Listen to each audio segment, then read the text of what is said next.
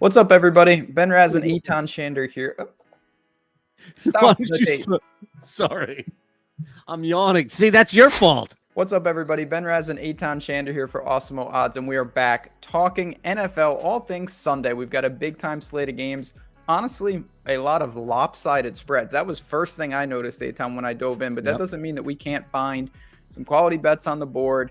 That is what we're going to do here. If you are new to this channel, welcome. Hit that like button, subscribe. Glad to have you aboard.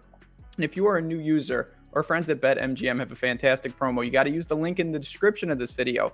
A deposit, 10 or more dollars there, you're going to get that risk-free bet of up to $1,000 and 3 free months of Awesemo Plus Platinum, which covers you for all sports, betting, and DFS. Okay, Eytan, before we get into our picks, I did want to ask you, what did you make of the slate ahead? Like I said, a lot of lopsided matchups upon us.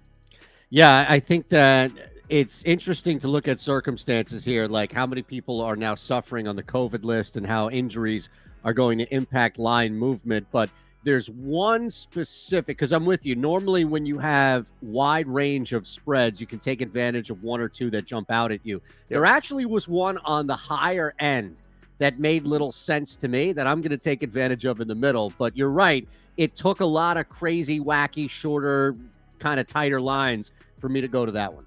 Yeah, there was a lot that felt about right, and I wasn't looking forward to laying, north of 10 points in a lot of these games. I did find one where I'm going to get my card started here with the Seattle Seahawks. Maybe I've bought into what we saw last week, but, to me it was a situation. They got Russell Wilson back as fast as humanly possible, and maybe to their detriment. He clearly didn't look right, and I'm not saying he's magically 100%, but certainly against San Francisco in a game they had to have last week in Week 13.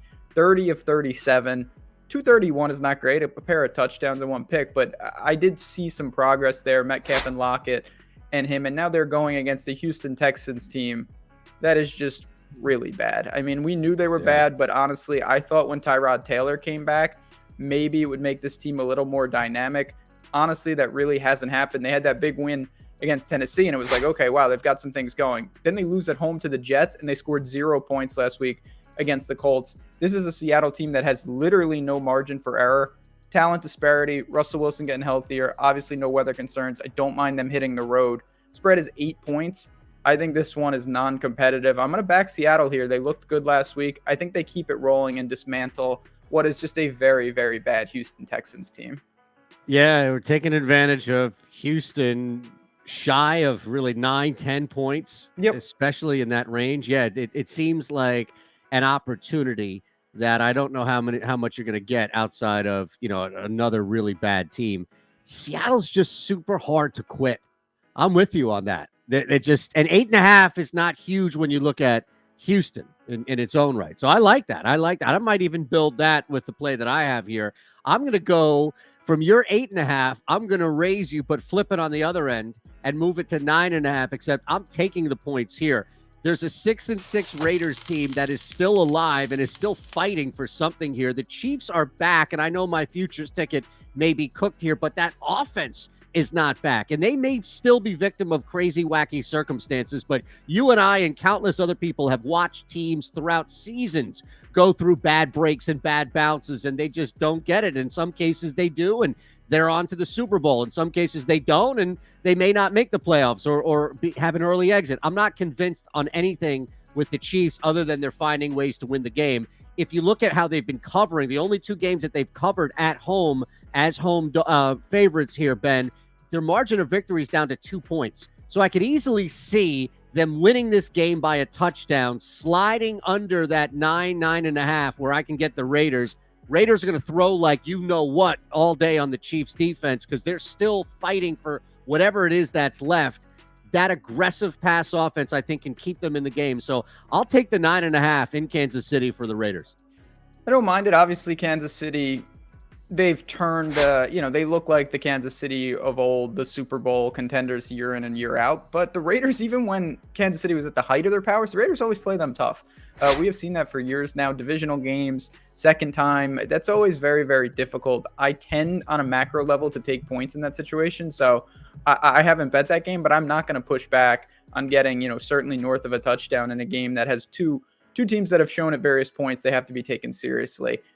Real quick, Sure. They've only hit over 23 points one time in the last 5 games. So you're right. They're winning games, but that offense doesn't look like it's all world anymore. No, it's been incredible. You know, we talked at the beginning of the year. I'd never really seen something like this. The Kansas City defense went from being beyond the liability to the strength of the team arbitrarily. I don't even know why that happened, but it's ridiculous. Mahomes has been pedestrian, and he doesn't need to be if they play that kind of defense. I'm going to do the same thing that you did in the sense of I'm going to try to venture into the very difficult divisional matchups second time. Boy, this is going to be a great game. And I want to take a side. I want to say I like the Baltimore Ravens against the Cleveland Browns. Instead, I'm going to say I like the over 42.5. Now, I want to throw this out right now. Like it. We are filming. We've got a couple days till Sunday. Make sure the weather. This is in Cleveland. If we're getting snow and crazy things, obviously this is going to change it. But weather permitting, I like the over here. And honestly, I'm just looking at two teams that have stalled offensively. But when I look at the numbers, I don't think either of these defenses are really in the best shape, particularly Baltimore. I do want to just mention this. Everyone was talking about, oh, why did they go for 2 against the Steelers? And they asked John Harbaugh. He said, I was out of cornerbacks. So, I felt like we really didn't want to go to overtime. They're as banged up in the secondary as I have seen. Marlon Humphrey is now gone. Baltimore's defense, I really worry. They're 30th in the league in passing yards allowed per attempt. I know that Baker isn't a prolific passer, but Cleveland's coming off the bye. I think Cleveland's going to be able to move the ball through the air, and I think that's going to force Lamar, if he can limit these turnovers, to also be effective. And you know what? If I get a couple turnovers, some short fields, I think there's a lot of ways that this game, even though it looks pedestrian on paper, has a higher scoring output than we think. So I'm going to jump on this 42.5 and hope for a shootout. I love that, especially as you mentioned, Baltimore's pass defense is so bad, it can make any quarterback in the NFL want to throw the football. Even Mac Jones in 50-mile-per-hour winds. That was amazing how bad they are. Incredible, but no doubt about it. So we've got 3 up, 3 down there. Again, hit that like button on your way out. Comment, what is your favorite bet? And of course, you can catch me and Eytan on this very channel, bring down all the Sunday games each and every week. So good luck, guys. Enjoy the games, and we'll talk to you soon. See you.